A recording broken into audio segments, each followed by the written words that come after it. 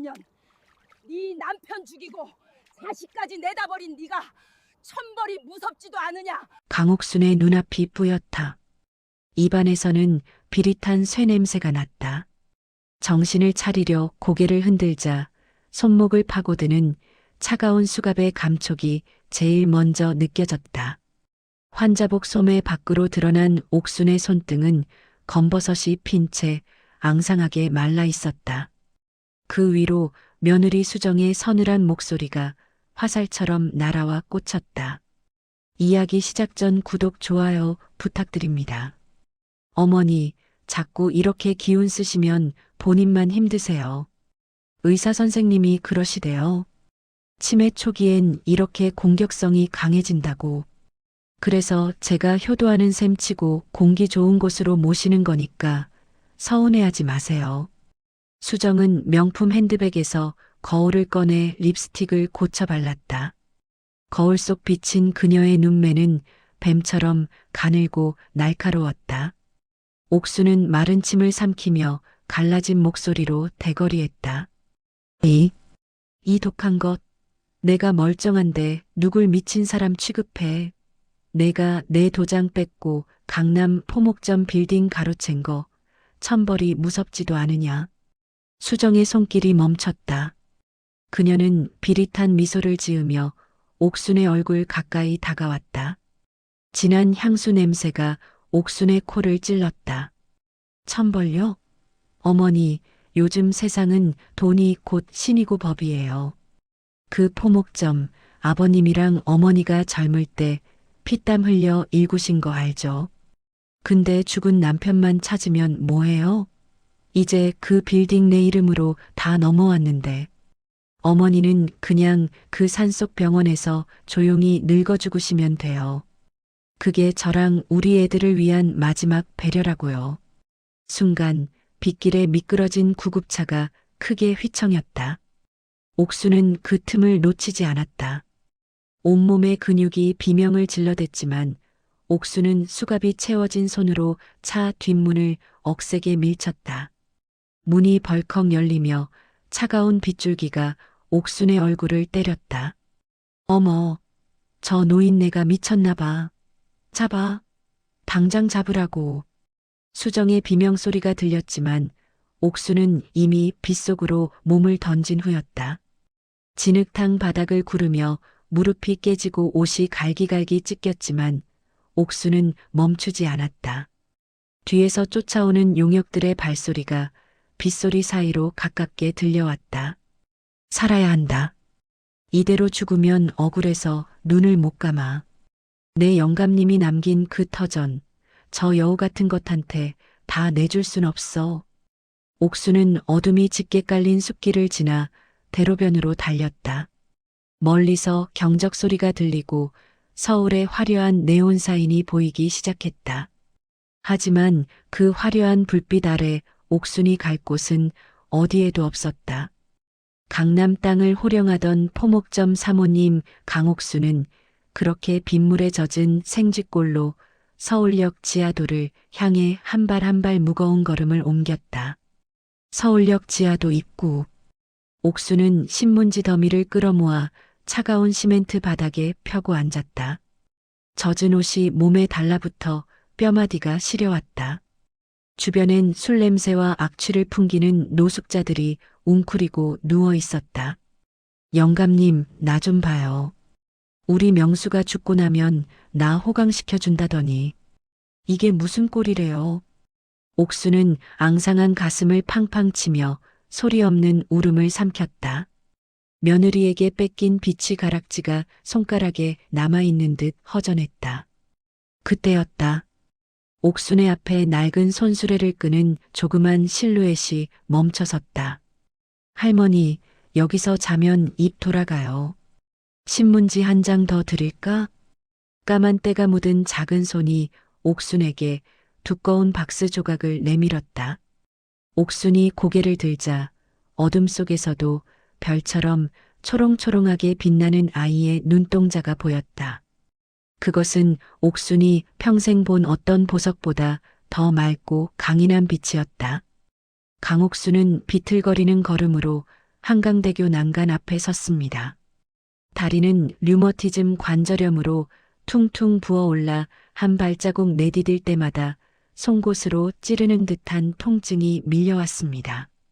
하지만 그 육체의 고통보다 옥순을 더 괴롭히는 것은 가슴속에서 타오르는 시커먼 잿더미 같은 서러움이었습니다. 내가 어떻게 일군 포목점인데 내 아들 명수가 죽고 나서 그 핏덩이 같은 손주놈까지 잃어버리고 내가 무슨 낙으로 살겠다고 이 고생을 했나? 옥수는 난간을 붙잡은 손에 힘을 주었습니다. 손톱 밑으로 차가운 철제의 감촉이 전해졌습니다.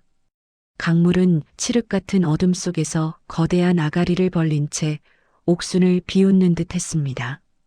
저 아래로 몸을 던지면 며느리의 독사 같은 눈빛도 살을 애던 추위도 텅 빈 뱃속의 고통도 모두 끝날 것 같았습니다.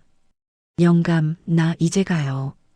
거기 가면 우리 명수 만날 수 있는 거지요?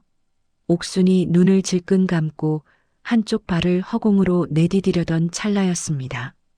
할머니, 거기서 뭐해요? 지금 뛰어내리면 나랑 아까 약속한 폐지값은 누가 쳐줄 건데요? 카랑카랑한 아이의 목소리가 정적을 깨뜨렸습니다.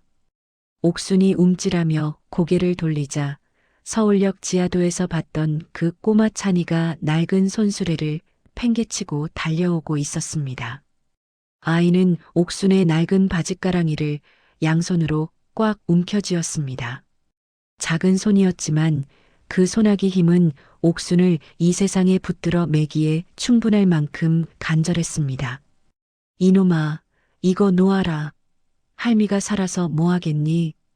다 뺏기고 길바닥에 나 앉았는데 나 죽으면 너도 이 귀찮은 할멈 안 봐도 되잖니? 옥순의 매정한 말에도 찬이는 눈 하나 깜짝하지 않았습니다. 오히려 더 억세게 바지춤을 붙들며 소리쳤습니다. 에이, 할머니 참 나쁘네. 나랑 아까 신문지 나눠 쓰기로 해놓고 혼자 가버리면 어떡해요? 그리고 할머니 죽을 때 죽더라도 억울한 건 풀고 죽어야지. 저기 저 불빛들 보여요? 찬이가 검은 때가 낀 손가락으로 가리킨 곳은 화려한 강남의 야경이 아니라 대교 너머 재개발 구역의 어두운 그림자였습니다.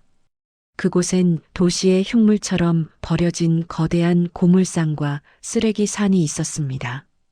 저기가 내 집인데요. 저 쓰레기 더미 밑에 할머니가 살 길이 있어요. 사람들이 귀신 나온다고 도망가는 저 땅을 사야 할머니가 다시 일어선다고요. 옥수는 아이의 엉뚱한 소리에 헛웃음이 났습니다. 이 녀석아, 내가 지금 10원 한 장 없는데 무슨 땅을 산단 말이냐?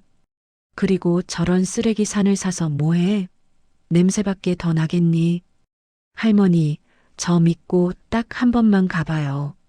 저기엔 할머니가 잃어버린 진짜 유산이 숨겨져 있다니까요. 할머니 관상을 보니까 딱 우리 대장님 관상이야. 자, 어서 이 수레에 타요. 내가 할머니 모셔다 드릴게. 찬이는 옥순을 억지로 낡은 수레 위에 앉혔습니다. 옥순은 어안이 벙벙했지만 아이의 눈동자에서 뿜어져 나오는 묘한 확신에 이끌려 몸을 맡겼습니다. 찬이는 자기 몸집보다 큰 수레를 끌며 끙끙거리는 소리를 냈습니다. 비켜나세요. 1,000억 원짜리 사모님 나가신다. 에헤라디야. 아이는 구슬픈 노랫가락을 흥얼거리며 쓰레기 산을 향해 걷기 시작했습니다. 옥수는 덜컹거리는 수레 위에서 멀어지는 한강을 바라보았습니다. 죽으러 왔던 길인데 웬 조그만 꼬마 녀석 때문에 다시 삶의 구렁텅이로 기어들어가는 꼴이라니. 하지만 이상하게도 아이가 잡아준 바짓가랑이 부분이 온기 때문에 뜨끈뜨끈하게 느껴졌습니다. 옥수는 자기도 모르게 눈물을 훔치며 생각했습니다. 어쩌면 하늘이 나를 버리기 전에 이 작은 아이를 보낸 것일지도 모른다고 말입니다. 찬이가 끄는 수레는 도심의 화려한 네온 사인을 뒤로하고 점점 더 깊고 어두운 골목 안으로 파고들었습니다. 공기는 차갑게 식어갔고 어디선가 불어오는 바람에는 코를 찌르는 시큼한 악취와 곰팡이 냄새가 섞여 있었습니다. 옥수는 술의 난간을 꽉 잡은 채 주변을 살폈습니다. 다닥다닥 붙어 있는 판잣집들 벽마다 붉은색 스프레이로 철거라는 글자가 저주처럼 새겨져 있었고 깨진 유리창 너머로는 버려진 인형들이 기괴한 표정으로 그녀를 내려다보는 듯 했습니다. 다 왔어요, 할머니. 여기가 내 대궐이에요. 찬이가 수레를 멈춰 세운 곳은 거대한 쓰레기 산 중턱이었습니다. 높이를 가늠할 수 없을 만큼 쌓인 폐가구와 고철, 오물 덩어리들이 마치 거대한 괴물의 아가리처럼 입을 벌리고 있었습니다. 찬이는 익숙한 듯 쓰레기 더미 사이로 난 좁은 틈새를 헤치고 들어갔습니다.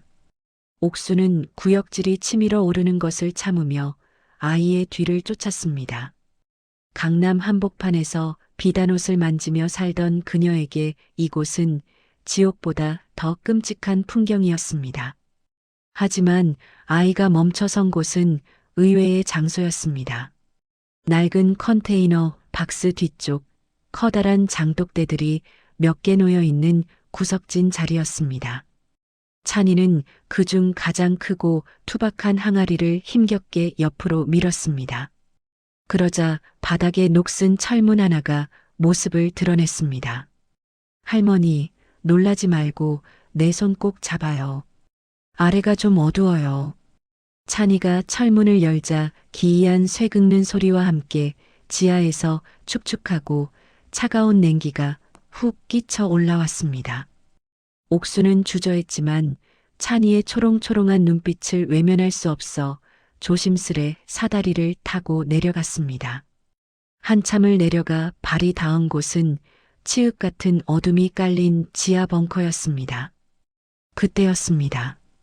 어둠 저편에서 무거운 발소리가 들려왔습니다.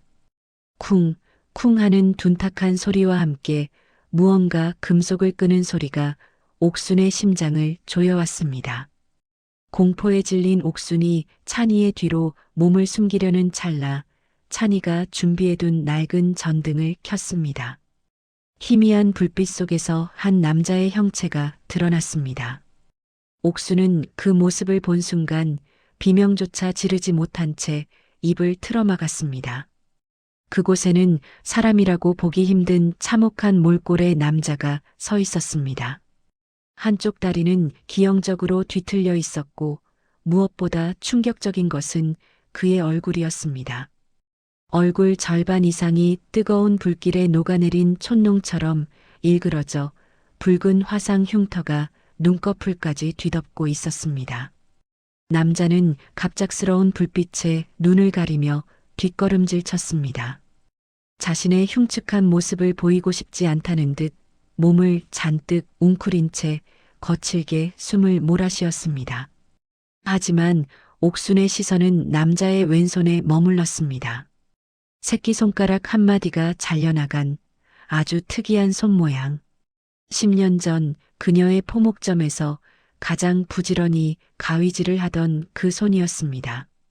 자네, 설마 오 반장인가? 오태석 반장, 자네 맞아? 옥순의 떨리는 목소리가 지하 공간에 메아리 쳤습니다. 남자의 어깨가 격렬하게 들썩이기 시작했습니다. 그는 짐승 같은 울음소리를 삼키며 천천히 고개를 들었습니다. 성대까지 불에 탄 것인지 입을 열자 쇠를 긁는 듯한 쉰 목소리가 흘러나왔습니다.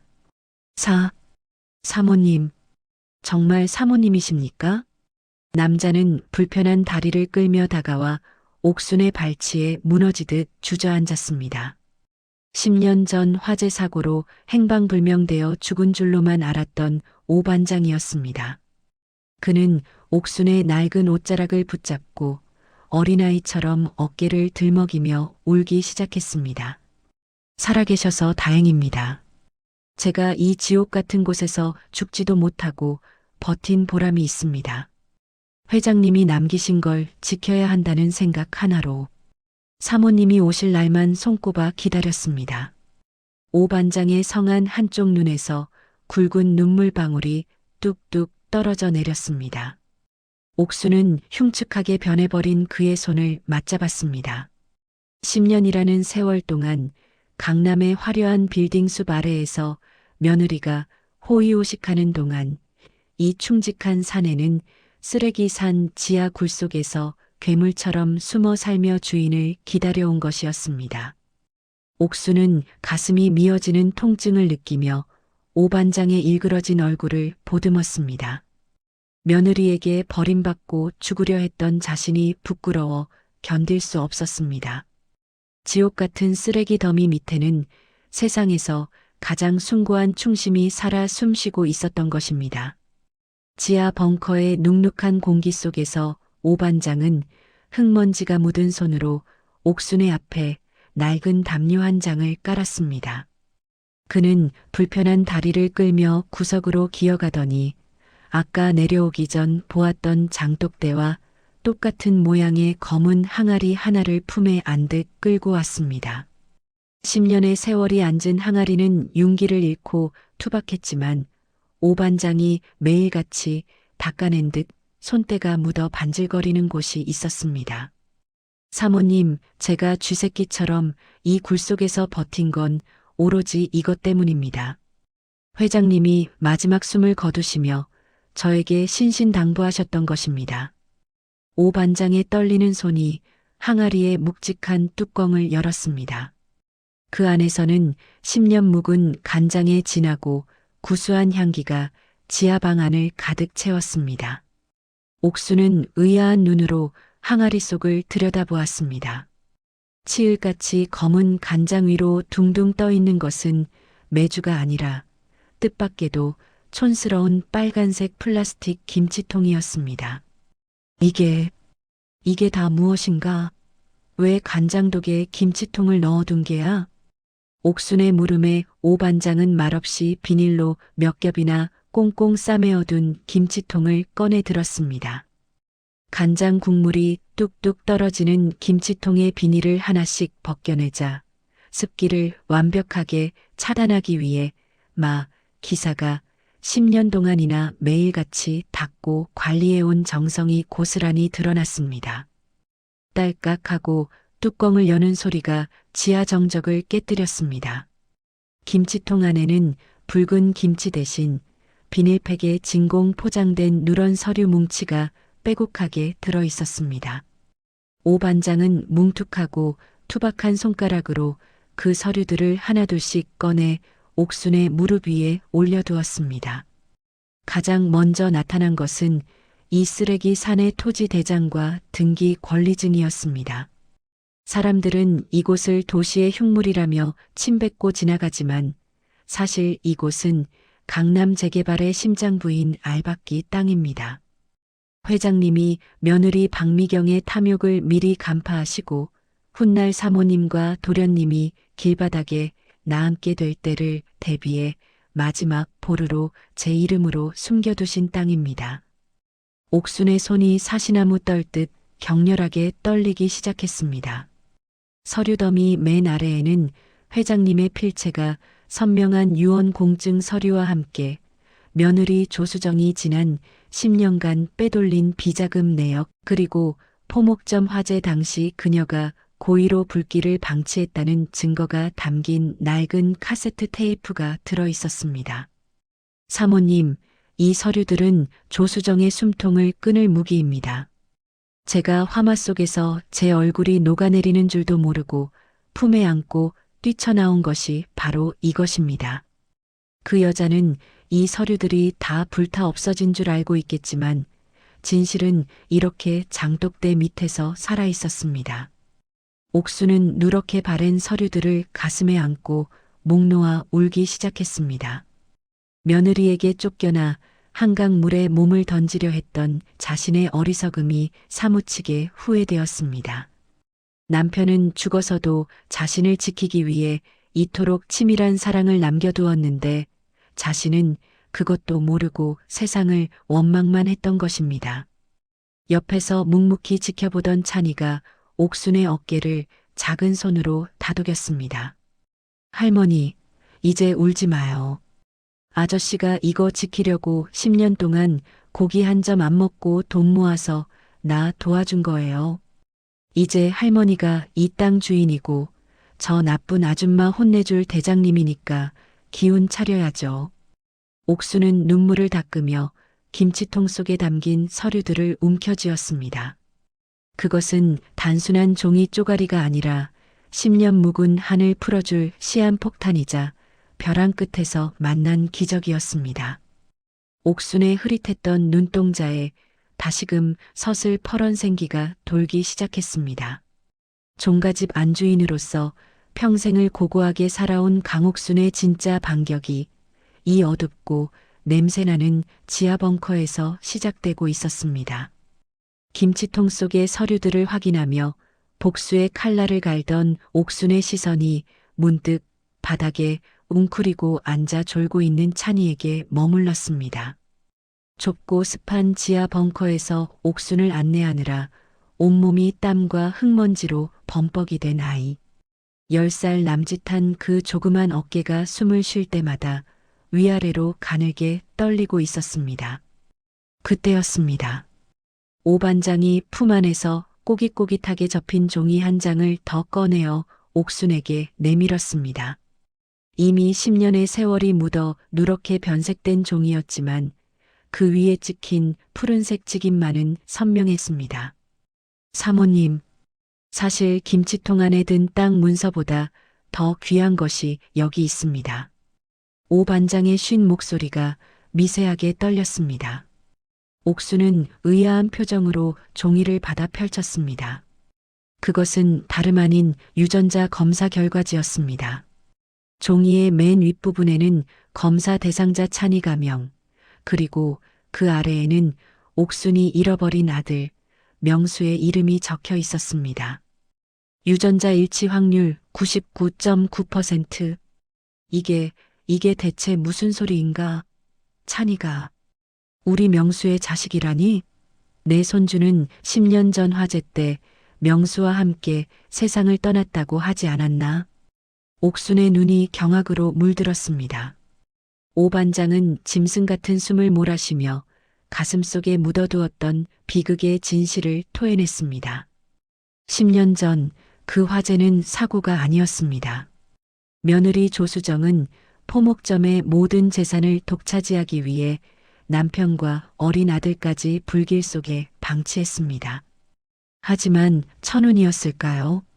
화마가 집을 집어삼키기 직전 조수정은 마지막 남은 일말의 가책이었는지 아니면 나중에 이용할 가치가 있다고 판단했는지 핏덩이였던 찬이만을 몰래 창밖으로 던져 빼돌렸던 것입니다. 제가 그날 불길 속에서 회장님의 서류함을 들고 나올 때 보았습니다. 조수정이 그 어린 것을 차 뒷자리에 싣고 어디론가 떠나는 것을요. 저는 그 길로 며느리의 뒤를 쫓았고 조수정이 아이를 이 쓰레기산 근처 보육원 앞에 버리고 가는 것을 확인했습니다. 오 반장은 그날 이후 며느리의 눈을 피해 쓰레기산 지하에 숨어 살며 찬이의 주변을 맴돌았습니다. 아이가 보육원에서 뛰쳐나와 폐지를 줍는 껌딱지 소년이 되었을 때도 오 반장은 그림자처럼 아이를 지켰습니다. 찬이가 옥순을 한강 다리에서 데려온 것은 우연이 아니라 오 반장이 평생을 바쳐 준비한 만남이었던 것입니다. 옥순은 비틀거리는 걸음으로 잠든 찬이에게 다가갔습니다.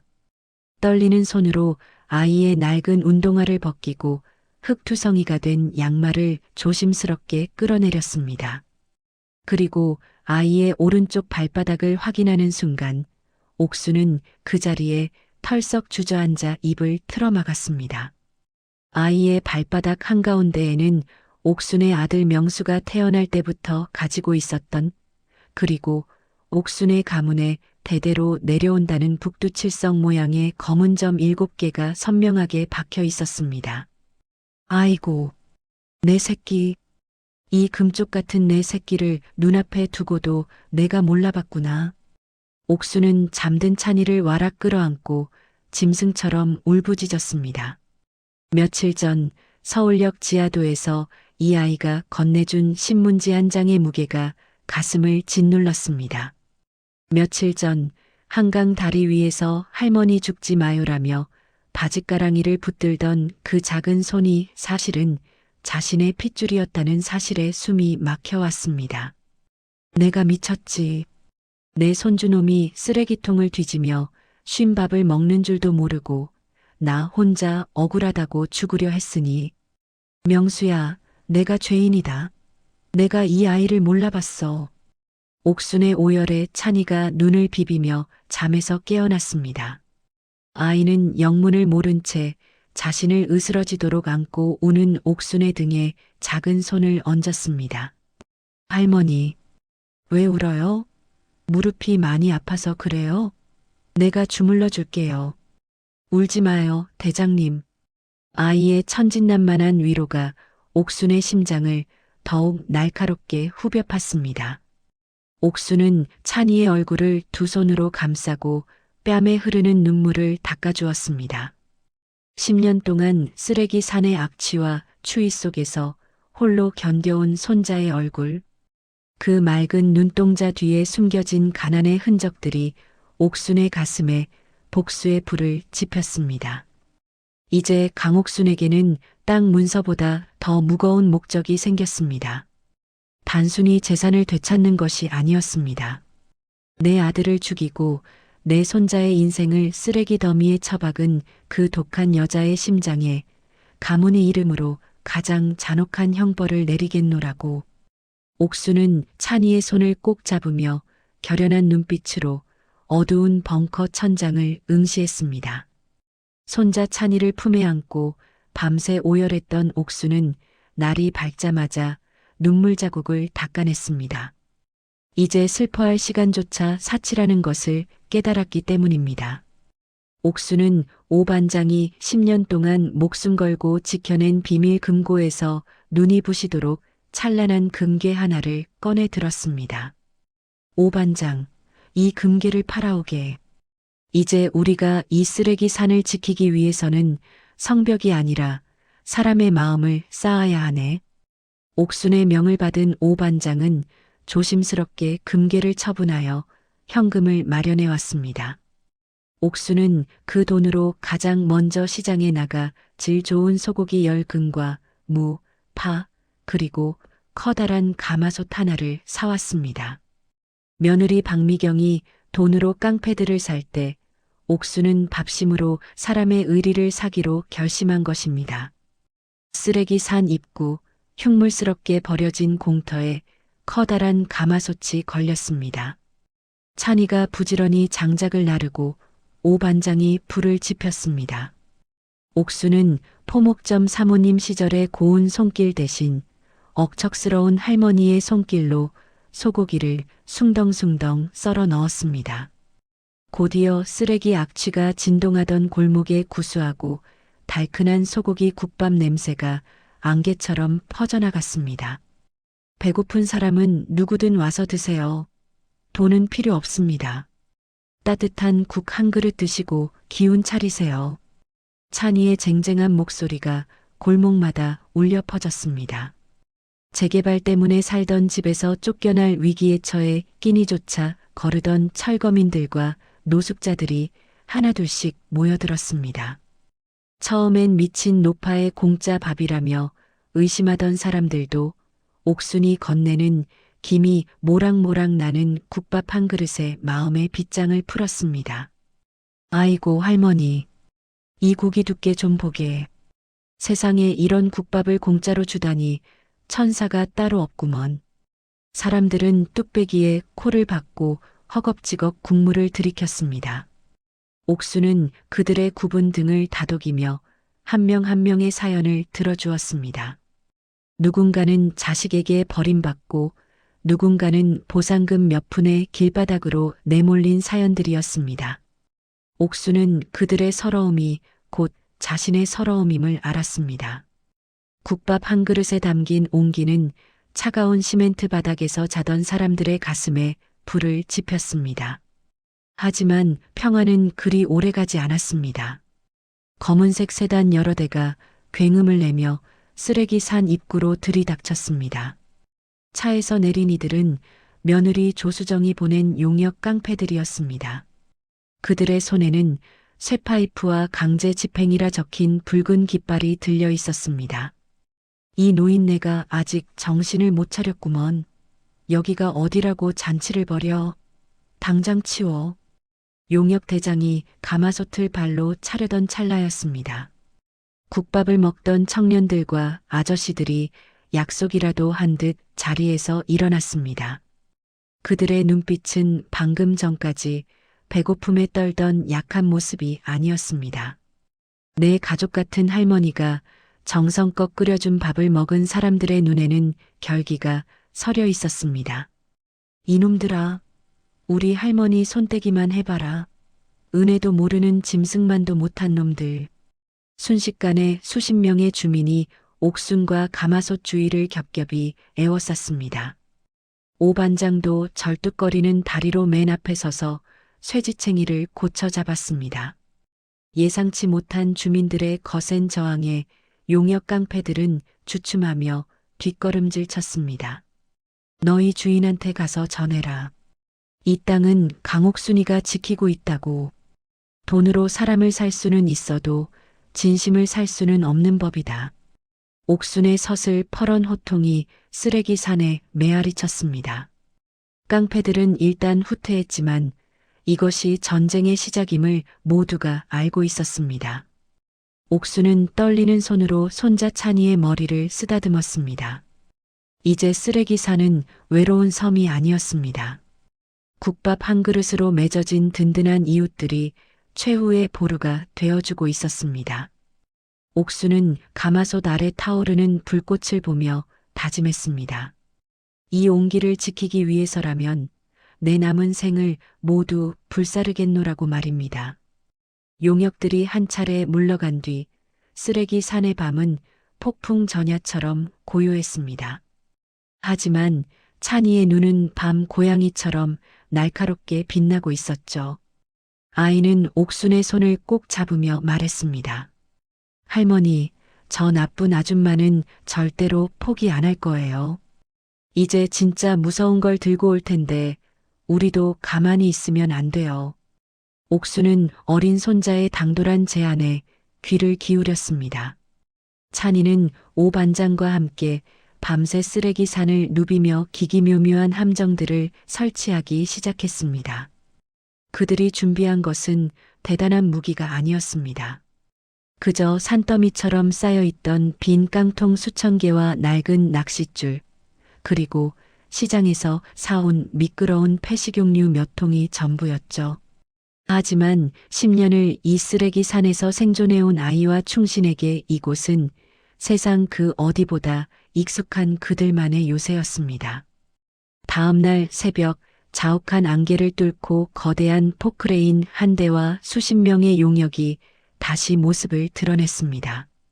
그리고 그 중심에는 눈이 시리도록 하얀 명품 코트를 입은 며느리 조수정이 서 있었습니다. 그녀는 코를 막으며 거만한 표정으로 쓰레기 산을 올려다보았습니다. 어머님, 이제 그만 고집 피우시고 나오세요. 이 더러운 곳에서 늙은이 하나가 버틴다고 뭐가 달라질 것 같아요? 여기가 조만간 금싸라기 땅이 될 텐데 어머님 같은 노숙자가 버티고 있으면 도시 미관에 안 좋잖아요. 조수정의 비릿한 목소리가 확성기를 타고 울려 퍼졌습니다. 옥수는 폐가 옥상에 서서 며느리를 내려다보았습니다.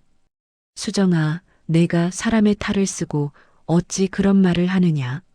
내 남편을 죽이고 내 자식까지 내다버린 내 죄를 하늘이 다 알고 있는데. 옥순의 호통에 조수정의 얼굴이 순식간에 일그러졌습니다. 미친 노인네가 진짜 노망이 났나 보네. 아, 당장 밀어버려. 저 항아리인지 뭔지 싹 다 박살내라고. 조수정의 명령이 떨어지자 용역들이 비탈길을 달려 올라오기 시작했습니다. 바로 그때였습니다. 찬이가 미리 설치해둔 낚싯줄을 힘껏 잡아당겼습니다. 우당탕, 쾅쾅. 산꼭대기에 위태롭게 매달려 있던 수천 개의 빈 깡통 꾸러미들이 폭포수처럼 무너져 내렸습니다. 깡통들이 부딪히며 내는 천둥 같은 소음에 용역들은 혼비백산하여 귀를 막고 주저앉았습니다. 시각적인 공포보다 더 무서운 것은 고막을 찢는 듯한 금속음이었습니다. 지금이야, 쏴라. 찬이의 외침에 주민들이 미리 준비한 양동이를 들고 나타났습니다. 양동이 안에는 옥순이 끓이고 남은 미끄러운 국물과 폐식용류가 가득했습니다. 가파른 비탈길에 기름이 뿌려지자 용역들은 볼링핀처럼 미끄러지며 뒤로 나동그라졌습니다. 으악, 내 다리. 아이고 나 죽네. 명품 구두를 신고 기세등등하게 지휘하던 조수정도 예외는 아니었습니다. 그녀는 뒷걸음질 치다 미끄러운 바닥의 중심을 잃고 엉덩방아를 찧었습니다. 하얀 코트에는 순식간에 시커먼 오물과 기름때가 묻어났습니다. 이 쥐새끼 같은 놈들이 감히 나한테 이런 짓을 해? 조수정은 악기처럼 소리를 질렀지만 이미 전세는 기울어 있었습니다. 옥수는 그 모습을 차갑게 내려다보며 말했습니다.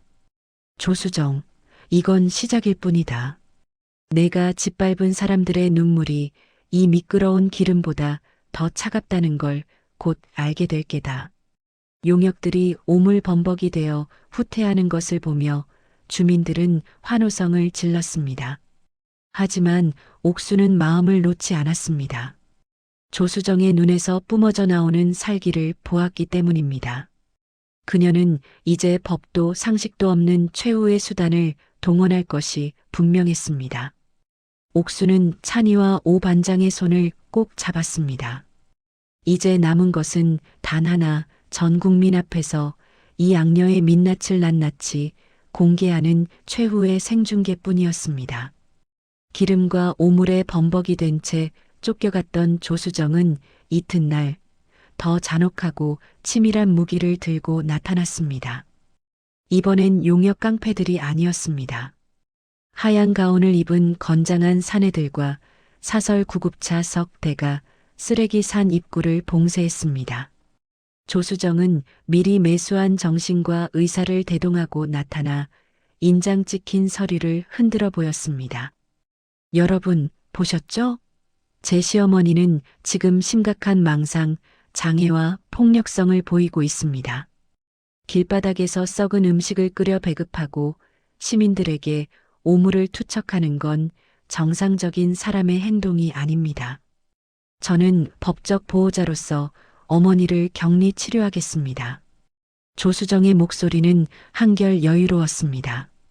법이라는 방패 뒤에 숨어 시어머니를 영구히 격리하겠다는 계산이었습니다. 구급차에서 내린 장정들이 강옥순을 포위했습니다. 주민들이 막아서려 했지만 의사는 진료방에는 법적 처벌 대상입니다라며 차갑게 엄포를 놓았습니다. 이거 놓거라. 내가 왜 미친 사람이란 말이냐. 내가 내 재산을 빼앗으려 조작한 거잖아. 옥순이 저항했지만 건장한 남자들의 힘을 당해낼 순 없었습니다. 그녀의 팔이 꺾이고 강제로 구급차 안으로 밀어 넣어지는 찰나 조수정이 옥순의 귓가에 다가와 섬뜩하게 속삭였습니다. 어머님, 이제 끝이에요. 거긴 한번 들어가면 죽어서나 나오는 곳이거든요. 그 쓰레기 산이랑 금고 위치, 입 벌릴 때까지 매일 독한 약이 들어갈 테니 기대하세요. 옥순의 눈에서 절망의 눈물이 고였습니다. 그런데 바로 그 순간 쓰레기 더미 꼭대기에서 찬이가 소리쳤습니다. 아, 박미경 아줌마. 아니, 조수정 아줌마. 여기 좀 봐요.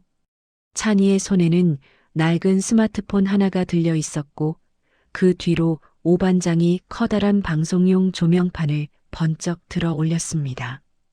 동시에 쓰레기 산 곳곳에 숨겨져 있던 드론들이 날아올라 조수정의 얼굴을 근거리에서 비추기 시작했습니다. 지금 이거 전국에 다 나가고 있어요. 아줌마가 할머니한테 약 먹여 죽이겠다고 한 거, 아줌마가 10년 전에 우리 아빠 버린 거, 사람들 다 보고 있다고요. 조수정의 얼굴이 사색이 되었습니다. 뭐, 이게 무슨, 당장 꺼, 저 카메라 빼서. 하지만 이미 늦었습니다.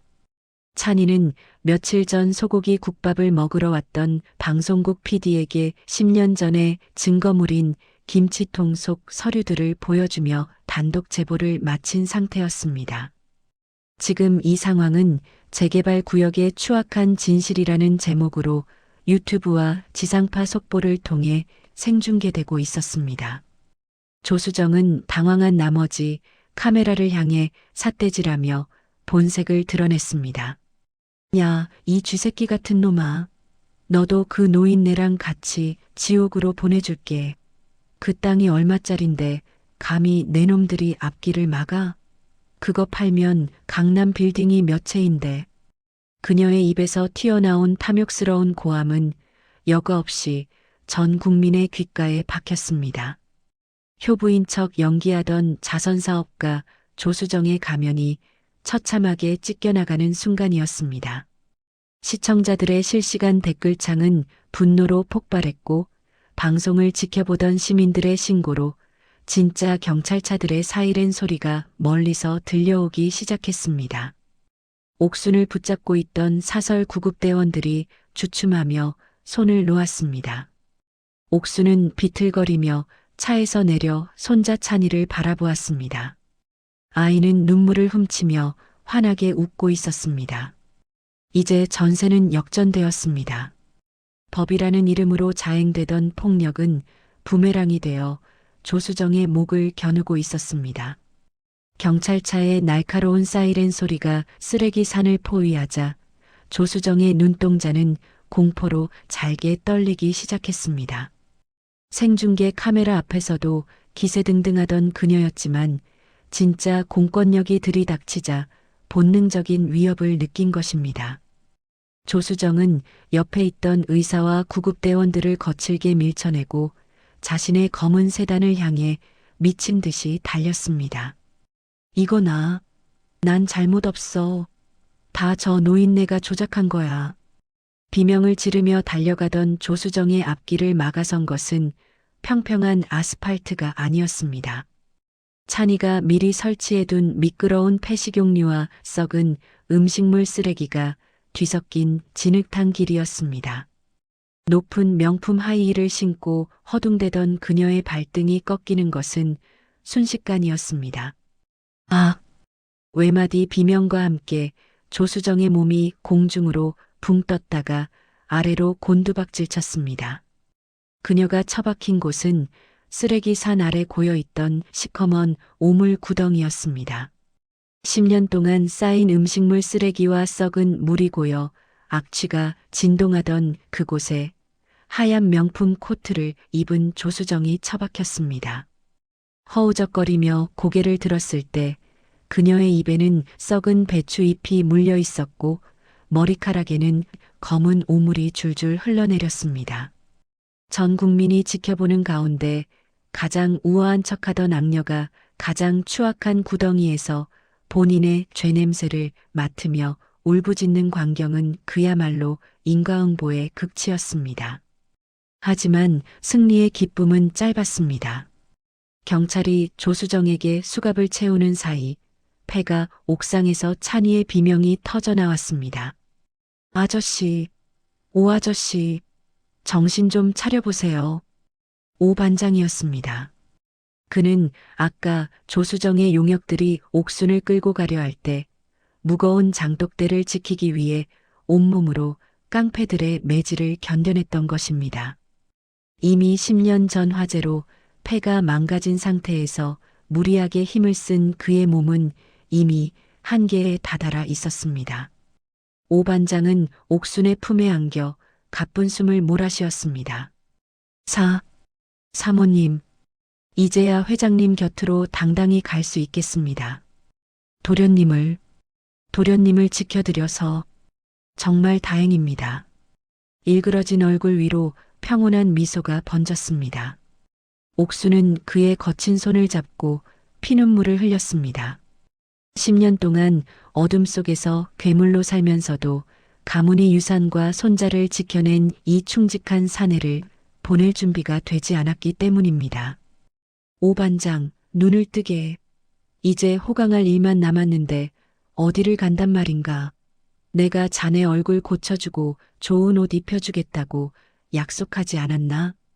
옥순의 통곡에도 오반장의 손에서 힘이 스르르 빠져나갔습니다. 그는 찬이의 손을 옥순의 손 위에 겹쳐놓으며 마지막 유언을 남겼습니다. 도련님, 할머니 잘 모셔야 합니다. 옥순 사모님, 이제 행복하셔야 합니다. 쓰레기 산 위로 붉은 노을이 지기 시작했습니다. 10년의 긴 기다림 끝에 주인을 지켜낸 충신은 자신이 평생을 바쳐 지킨 땅 위에서 가장 고귀한 별이 되어 눈을 감았습니다. 옥순과 찬이는 차갑게 식어가는 오반장의 시신을 붙잡고 오열했습니다. 쓰레기 산의 악취조차 그의 숭고한 희생 앞에서는 숙연해지는 듯 바람조차 숨을 죽였습니다. 오반장의 장례를 치르고 난 뒤 쓰레기 산에는 거짓말처럼 따스한 봄바람이 불어왔습니다. 며느리 조수정은 존속살해 미수, 횡령, 탈세 등 10여 가지가 넘는 죄목으로 무기징역에 가까운 중형을 선고받고 차가운 감옥 독방에 갇혔습니다. 그녀가 그토록 탐냈던 강남의 빌딩과 재산들은 법의 심판에 따라 원래 주인인 옥순의 품으로 돌아왔습니다.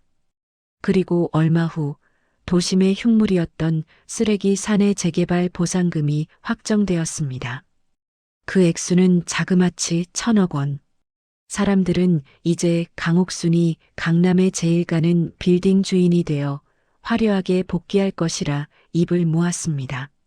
노숙자 할머니의 기적 같은 인생 역전 스토리는 연일 뉴스에 도배되었고 눈먼 돈을 노린 하이에나들이 옥순의 주변을 기웃거렸습니다. 하지만 옥순의 선택은 세상을 다시 한번 놀라게 했습니다. 그녀는 보상금이 입금되자마자 변호사를 불러 전 재산사회 환원 서약서를 작성했습니다. 이 돈은 내 돈이 아닙니다. 나를 위해 평생을 바친 오반장의 피값이고 우리 손주 찬이가 쓰레기통을 뒤지며 견뎌온 눈물값입니다. 사람이 먹고 사는데 필요한 것 이상은 독이 되는 법이지요. 옥수는 1,000억 원의 재산 중 단 10원도 자신을 위해 남기지 않았습니다. 대신 그 돈으로 오태석 장학재단을 설립하여 찬이처럼 가난 때문에 꿈을 포기해야 하는 아이들을 후원하기 시작했습니다. 또한 쓰레기 산에서 국밥 한 그릇으로 인연을 맺었던 철거민들이 정착할 수 있는 임대주택을 짓는 데 모든 것을 쏟아부었습니다. 모든 정리를 끝낸 옥수는 가벼운 가방 하나만을 들고 손자 찬이의 손을 잡았습니다. 두 사람이 향한 곳은 화려한 서울이 아니라 인적 드문 시골 마을의 낡은 기와집이었습니다. 옥수는 그곳에서 작은 국밥집을 열었습니다. 간판도 없는 가게 앞에는 삐뚤삐뚤한 글씨로 적힌 종이 한 장이 붙어 있었습니다. 배고픈 분은 그냥 들어오세요. 밥값은 웃음으로 받습니다. 옥수는 매일 새벽 가마솥에 불을 지피며 국을 끓였습니다. 쓰레기 산에서 사람들을 살렸던 그 소고기 국밥의 맛 그대로였습니다. 학교에 다녀온 찬이는 앞치마를 두르고 서빙을 도우며 구성진 트로트 가락을 뽑아냈습니다. 할머니, 오늘도 서울에서 오반장 아저씨 장학생들이 편지 보냈어요. 나중에 커서 꼭 아저씨처럼 멋진 사람이 되겠대요. 찬이의 해맑은 목소리에 옥수는 가마솥 뚜껑을 열다 환하게 웃음을 지었습니다. 가마솥에서 피어오르는 하얀 김 사이로 환하게 웃고 있는 남편과 오반장의 얼굴이 보이는 듯 했습니다. 돈은 신기루처럼 사라지는 것이지만 사람과 사람 사이에 나눈 온기는 영원히 남는다는 것. 쓰레기산 지하 굴 속에서 배운 그 진리를 옥수는 매일 아침 끓여내는 국밥 한 그릇에 정성껏 담아냈습니다. 비록 천억 자산가의 이름은 버렸지만 옥순의 가슴 속에는 그 무엇보다 빛나는 보석이 박혀 있었습니다. 바로 곁에서 웃고 있는 손자 찬이와 세상 어딘가에서 옥순의 국밥을 먹고 다시 일어서는 사람들의 희망이었습니다. 쓰레기 산의 악취를 뚫고 피어난 진한 눈물꽃은 그렇게 향기로운 밥 냄새가 되어온 세상으로 퍼져나갔습니다. 오늘의 사연은 여기까지입니다. 재미있게 들으셨다면 구독, 좋아요 부탁드립니다.